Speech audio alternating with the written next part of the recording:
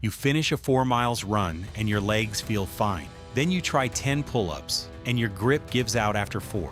That gap between cardio and strength is exactly what most training programs never fix. Here's the surprising part. The fix is not more running and not more lifting. It's changing how you combine the two. You've probably noticed something. Bodybuilders look impressive standing still, but can barely finish a mile. Pure runners are lean, but their upper body has almost no mass. Neither look is actually the one people picture when they imagine an athletic build. The reason for that gap is not genetics, it's specialization. Most training programs push you toward one extreme or the other, never both at once. That build comes from a completely different training approach, and today you'll see exactly how it works. What Hyrox actually is. Most people's problem is never test their engine. Hyrox is a fitness race built around 8 1-kilometer or 0.62 mile runs, each followed by a functional workstation, ski ergometer, sled push, sled pull, burpee broad jumps, rowing, farmer's carries, sandbag lunges, and wall balls. You run a kilometer, hit a station, then run again, 8 times in a row. Every course looks different, but the stations and distances stay identical worldwide. That means your time is comparable to anyone else's, anywhere in the world. There are open divisions, doubles, mixed pairs, pro categories, age groups, and even an adaptive division for athletes with disabilities. This part matters. The format forces 2 systems to work together. Your muscles and your heart cannot hide from each other anymore. You can be strong on the sled and still fall apart on the run right after it. That combination is the entire point. This is how hybrid athletes are built. Pillar 1, strength without the bulk. There are 3 main pillars to this approach, and strength comes first. Bodybuilding maximizes muscle size, but often adds body fat too. Think of it like carrying a heavier backpack every single day, even when you're not training. More mass looks good under gym lighting. It looks worse against your cardiovascular numbers and worse against your joints on race day. Many bodybuilders can barely sprint or jump. Big muscle with poor mobility is not the same thing as athletic. For the hybrid approach, strength training stays, but volume gets trimmed. 3 to 4 sessions a week focused on compound lifts like squats, presses, and pulls, with progressive overload as the driver. That means the weight on the bar climbs steadily over weeks, not the number of exercises you can cram into one session. Reality check. You don't need 6 exercises per muscle group to build visible strength. You need consistent load increases over time. Skip a heavy leg day, and sled pushes will remind you why that was a mistake. Your legs carry you through 5 of the 8 Hyrox stations. Neglecting them shows up fast. Pillar 2, cardio that actually builds you. Pure endurance training has its own cost, and this one surprises most lifters. Endurance athletes consistently show lower baseline testosterone than sedentary controls. Hackney et al., 2003. Lower testosterone over time can mean less muscle, slower recovery, and a flatter-looking physique even at a low body weight. You might have noticed this in lean runners who still look soft, not sharp. This part matters. The hybrid approach avoids that trap by controlling cardio intensity, not just cardio volume.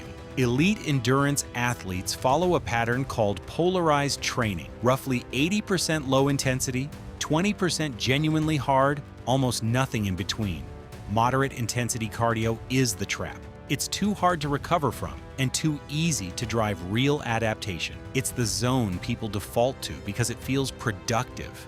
It rarely is. So your week should include 2 low-intensity sessions, 45 to 60 minutes, incline walking, or steady-state work.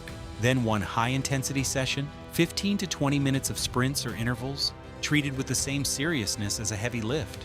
Now it gets interesting. High-intensity work shares cellular signaling pathways with resistance training. That overlap is part of why short, hard efforts pair so well with strength work, while long, moderate sessions tend to compete with it. Think of your cardio like seasoning, not the whole meal. A little at high heat does more than hours at a simmer. Myth busting. The cardio kills gains. Myth. Most people believe cardio will erase their muscle. That's only half true, and the timing is what actually matters. The opposite of the common belief is closer to reality here. Training both systems back to back, cardio right after lifting, can blunt the signal your body uses to build muscle. A 2021 meta-analysis by Pitre and colleagues found the so-called interference effect is largely avoidable with proper programming. So the muscle loss myth isn't really about combining cardio and lifting. It's about doing them in the wrong order, too close together. The real rule: separate your sessions by at least 6 hours, ideally closer to 24.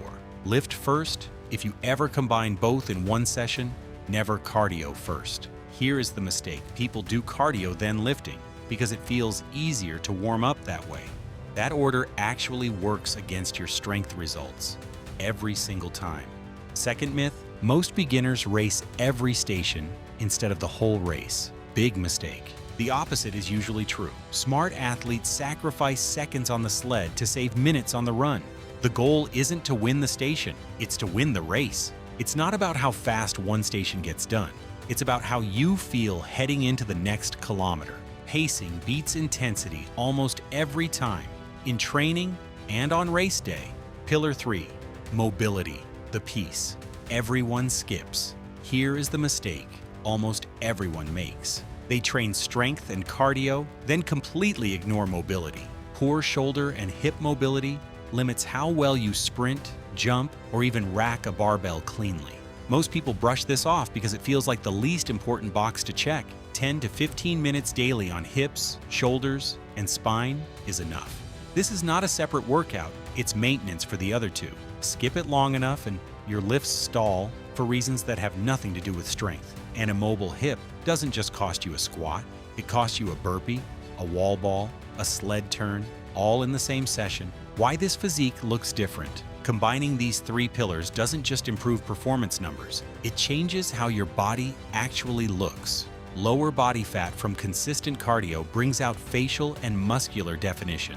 Adequate strength training and recovery protect your hormone levels, which pure endurance training tends to suppress. A 2007 study published in Personality and Social Psychology Bulletin by Frederick and Hazelton found that observers rated moderate muscularity, not maximum size, as the most attractive male body type, following what researchers called an inverted U-curve. Extreme size didn't win. Balanced, capable-looking builds did. Most people miss this. They think more muscle always means more attractive. The data doesn't support that assumption. That's the physique this training approach is actually built to produce, not by accident, but by design.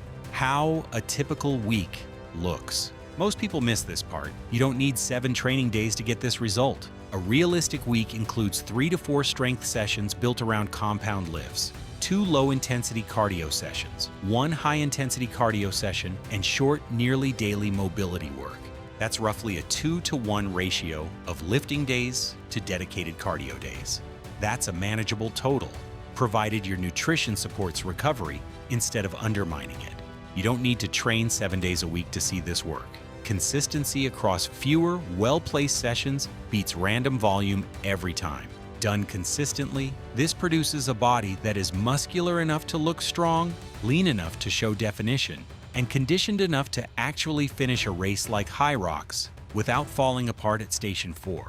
This part matters. The goal isn't choosing between looking athletic and performing athletically.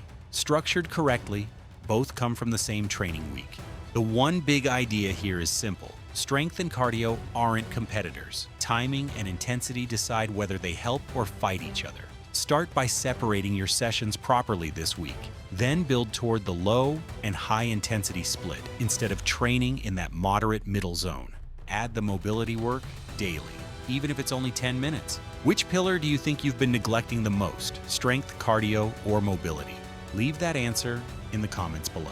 Building a physique that actually performs takes longer than building one that just photographs well. Stay consistent, and the difference will show up in both.